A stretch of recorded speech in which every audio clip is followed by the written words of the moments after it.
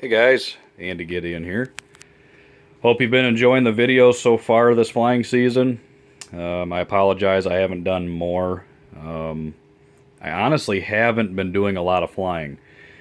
I think since May, for the test flights of my Corsair, I have done absolutely zero sport flying. You know, just going out to the field for an evening or a Saturday just flying for fun.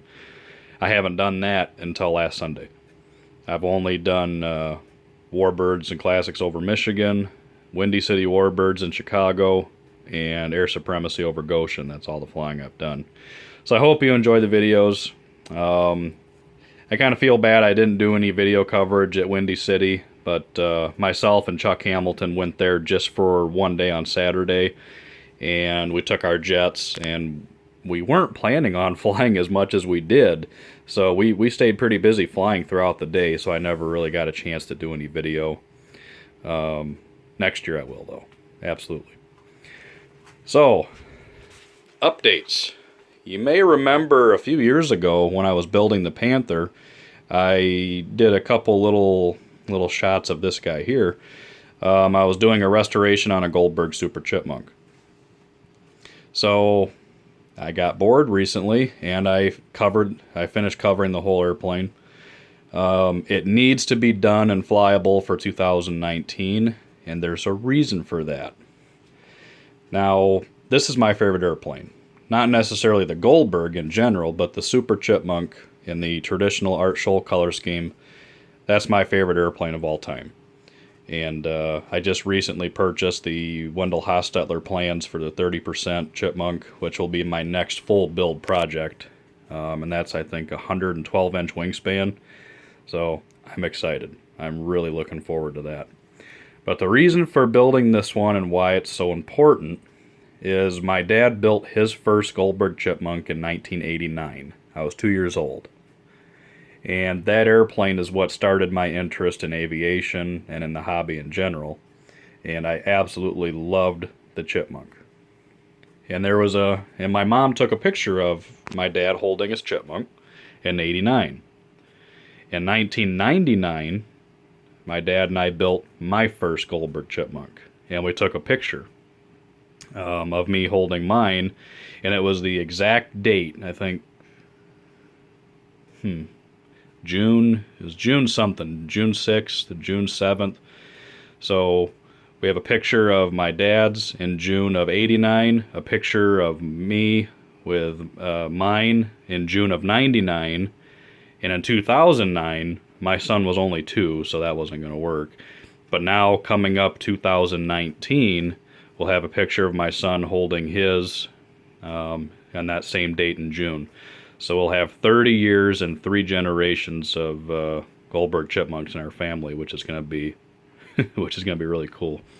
So that's why this project had to get done. So that's been fun. That's ready to go.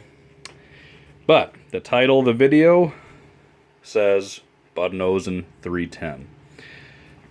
And before we go out there, I wanted to... I felt so bad about what happened with the Nosen Mustang. When that whole project went south. You know, the Corsair was kind of a redeemer for myself to at least get a new plane going for this year, and the Corsair has been flying absolutely fantastic. Great airplane. Kind of a big slug, but you know, that's a Corsair. So there she is. Now, my dad has had the wing in his possession since the end of the winter. Because when I got this airplane, it was a one-piece 10-foot wingspan. Holy shit. I mean, look at my basement. A 10-foot wingspan, one-piece wing. There's no room down here. So my dad called me one day toward the end of last winter and said, hey, you got any projects? I said, you know, in fact, I need a wing that needs to be cut in 3 pieces. So he's been doing that. The wing is now in 3 pieces. I took the fuselage over to his place yesterday just to make sure the wing fits the fuselage good, make sure that when he modified it to make it a 3-piece wing, you know, make sure one wing wasn't higher than the other or anything, and it looks great. He did a great job.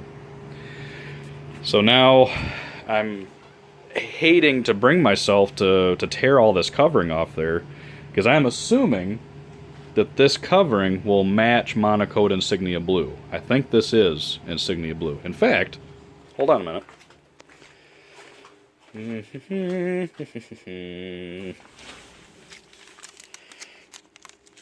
Aha! So I've been using Insignia Blue on the Goldberg Chipmunk. Let's see if this matches. Besides this covering being absolutely filthy. And what we have here is Monocoat Insignia Blue. Alright. That made my day a little bit better. But I'm still probably going to have to tear most of this covering off, because I'm going to do this up in the Air Force color scheme. So the wing will be entirely blue. Everything's blue. But on the fuselage, I think without looking at the picture, the bottom is blue, the stabs are blue, but the top is white and kind of has a little black whoop-de-doo that goes around it, and a blue and white fin. So I might be able to get away with just cutting the covering off the top, because I got to redo the windows anyway. They do not look good. This one, of course, has been peeling off. So I got to redo those anyway. And since this covering really isn't in that bad a shape, I may even do a little bit what I did on the Corsair and do some painting. And I might just clean this covering up as good as I can, and then paint what needs to be changed on it. So that way all that we have to do is cover the wing. So that's where I'm at with that. It's a big airplane, very impressive. One of my all-time favorite RC airplanes. I mean, I'm not a big Cessna 310 guy, but something about the Bud Nosen 310. I mean, look at the frickin' stab on this thing. You know, when I put my hand on there, look, it's a big airplane. It's a big frickin' airplane. Now look at the fin on this thing. Very big, very impressive airplane. So I'm figuring out what engines I'm going to want to use. I already got the retracts are already in it. I pretty much got it in flyable condition. It had 2 Super Tartan singles in it. And from what little I remember of Super Tartan engines, is they didn't run very well. They weren't very reliable, and they weren't very powerful. So I'm just not gonna go there. So I'm trying to figure out what I'm going to do for engine. Something more inexpensive, because, you know, I'm a poor, underpaid maintenance guy, so no big money spending on this. But on another note, I will be taking myself and the wife and son to Iowa this next Friday, Saturday, and Sunday. And I will be doing a video. One of the videos will not be RC related. We're going to Dyersville, Iowa, to visit the Field of Dreams house. I mean, who doesn't like the movie Field of Dreams? If you don't, then there's something wrong with you. So, of course, everybody in this house loves that movie. You know, I've always wanted to go there, and now we're going. And I figured, since we're in Iowa, why not drive a couple more hours to Ankeny? Now, what's in Ankeny, Iowa? Quiz time. Alright, time's up. So, as all of you know, I have a very strange obsession with Byron Originals, especially the Striking Back Air Show. I was fortunate to be able to go in 1991. I was only 4 years old, but I remember it like it was yesterday.